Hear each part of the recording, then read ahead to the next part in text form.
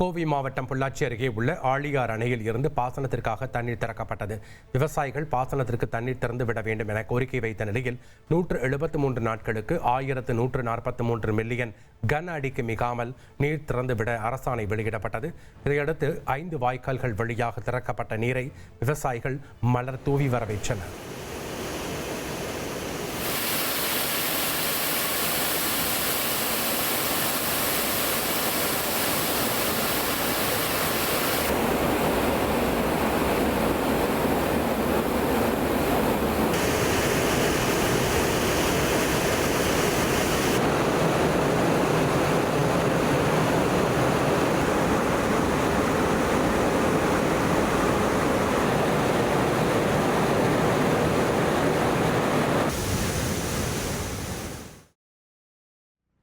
கொடைக்கானலில் கனமழையின் காரணமாக நீர்நிலைகள் மற்றும் அருவிகளில் நீர்வரத்து அதிகரித்ததால் சுற்றுலா பயணிகள் மகிழ்ச்சி அடைந்தனர்.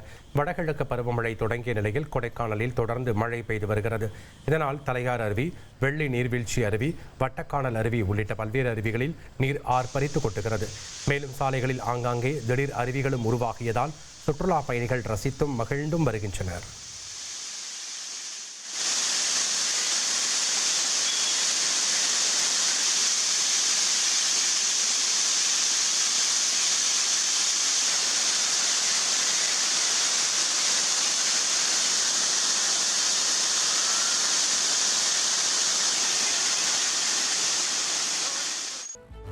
பிரான்ஸ் தலைநகர் பாரிஸில் 792 கோடி ரூபாய் மதிப்புள்ள நகைகள் திருடு போன பழமை வாய்ந்த அருங்காட்சியகம் மீண்டும் திறக்கப்பட்டுள்ளது. இதனிடையே லாரியிலிருந்து தற்காலிக லிப்டை பயன்படுத்தி அருங்காட்சியகத்தின் 2வது தளத்திற்கு ஏறி திருடர்கள் கொள்ளையடித்த காட்சி வெளியாகியுள்ளது.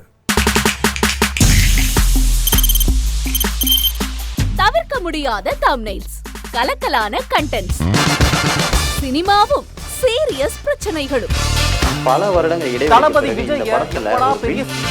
கலகலப்பும் கைகலப்பும், ஏற்ற தெரிக்குதுனாலே டன்னு தான். பிரேக்கே இல்லாமல் பிரேக்கிங் நியூஸ் சொல்லும் தந்தி டிவி ஆப். இன்ஸ்டா தலைமுறை வரை இறங்கி அடிக்கும் தந்தி டிவியின் டிஜிட்டல் எக்ஸ்க்ளூசிவ். அது தண்ணிக்குள்ள போகும்போது ஹேங் ஆயிடுச்சு. உங்களுக்கு விஜய் சார் எந்த அளவுக்கு ரொம்ப பிடிக்கும்? Of course, Malayalis are huge Vijay sir fans. ரெண்டு பேருமே ரொம்ப பிடிக்கும் எனக்கு. தந்தி டிவி ஆப்பை இலவசமா டவுன்லோட் செய்யுங்க. ஃபாலோ பண்ணுங்க, சப்ஸ்கிரைப் பண்ணுங்க, என்ஜாய் பண்ணுங்க.